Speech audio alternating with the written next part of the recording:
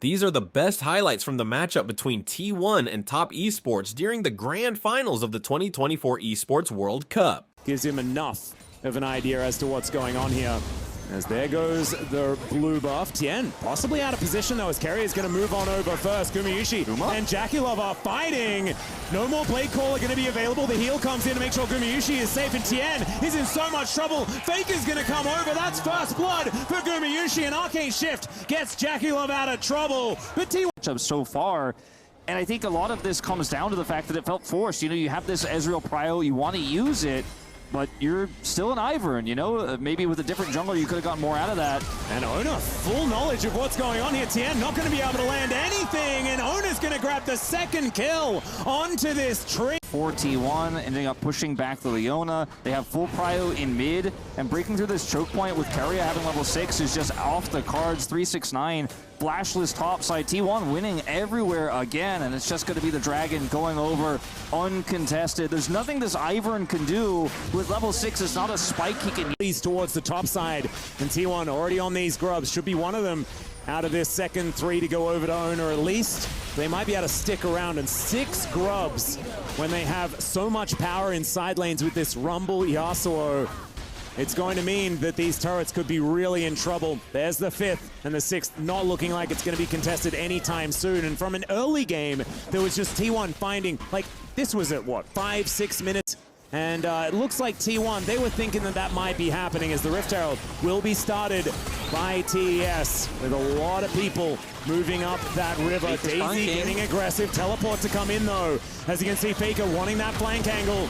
He's on this ward. They're wanting to find that opportunity. The Glacial Prison does go wide. There's the grand entrance, and there is the last breath to land on the cream. The flash over the wall. The Corki going to be taken out of the fight, but can they win the rest of it? Is going to be the question. The equalizer avoided relatively well. The slowdown on Mako, but the health bar on 369 is massive. He goes all out. He's dancing around the fight as Faker gets the shield, and the Steel Tempest will take down 369 in the end. The flash forward from Mako, the desperation, but the feathers are there, and so is Jakilov. He's dashing forward, he's trying to find these low health bars. There's Guma, he's flashing the triple kill for Jackie, make that a quadra, and Top Esports are back in the game. Huge team. Didn't have the resources for Jakilov, and he just thrives there, and now Triforce finish won't be far away from Manami, and those spikes we're talking about approaching. See though, if they want to contest this dragon that T1 have started up. Yep, Hextech already getting taken down here by T1. And Tien showing that value like we were asking him for in that last fight. T1 have 2 dragons in the bag, but it would be...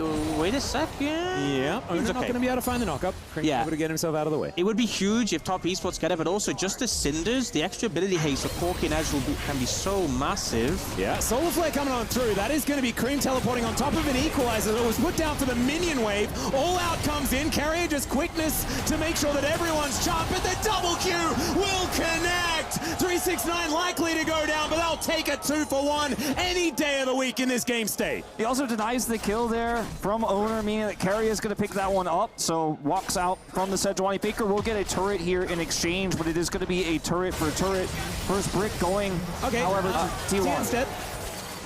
Sorry, that was a play. T instead. Yeah, still a squishy Ivan. You know, nothing's changed there. On a 9, but he always gets there in the end. Yeah, you just don't know which part of the order you're up to, right? Faker going to get rid of this top outer turret, and they're not out of the woods just yet. As T1 going to utilize this Rift Herald, try and get some work done on this outer turret.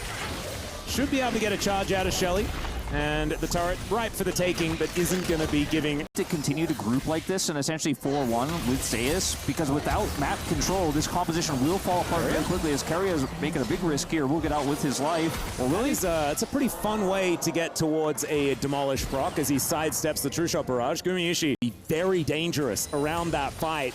And now Jakilov can play up aggressively in mid, start to harass with the poke, and T1 want to find an engage to stop it from happening. Yep, Solar Flare is going to come on through here as Daisy's going to get knocked up. Faker goes in with the ulti on to Mako, who's taken out by the Sejuani of all people. Zeus off to the side with that equalizer. Doesn't do a massive amount. They've got the item spikes that did come in.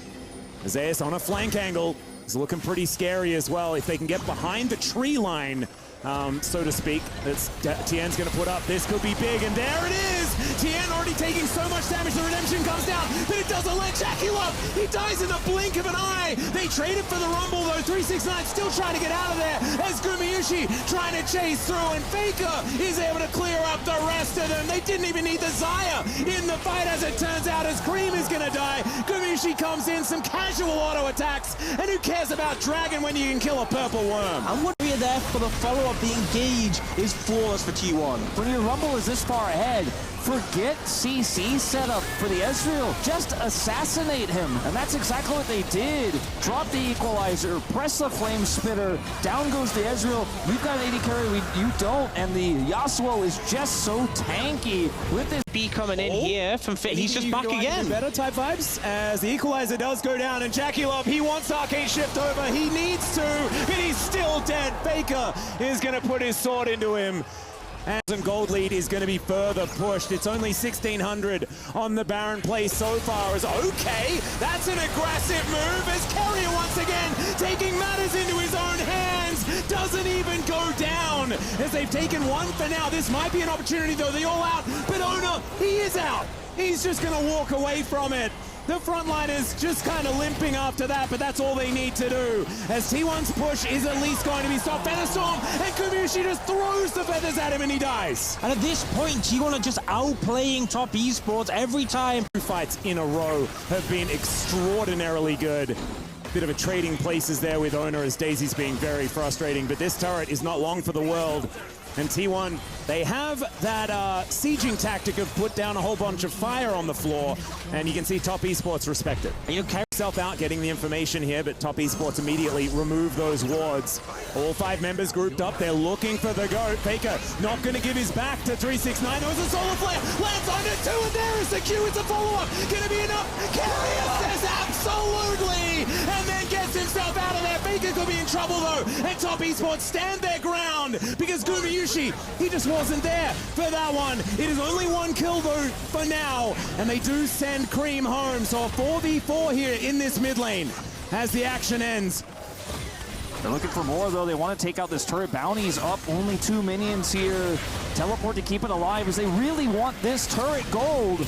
Yeah, they should be able to get it as well. Cream keeping those minions up, and with this amount of pride, this amount of vision control, you got to leapfrog those brushes forward as Top Esports. Give Jackie Love a position to carry.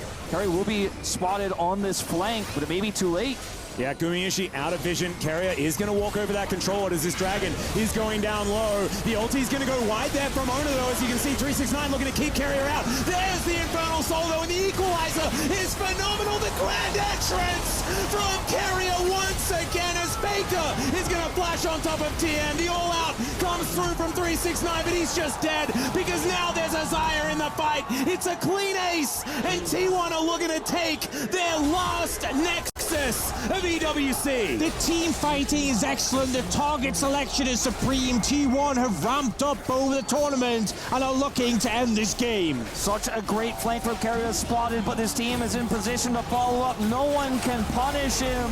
And the Rakan with a grin on his face is going to get it done. The Nexus will fall, and T1 will be your first Esports World Cup presenting League of Legends. These were some of the best moments from the matchup between T1 and Top Esports during the grand finals of the 2024 Esports World Cup. Which moment was your favorite? Let us know in the comments below.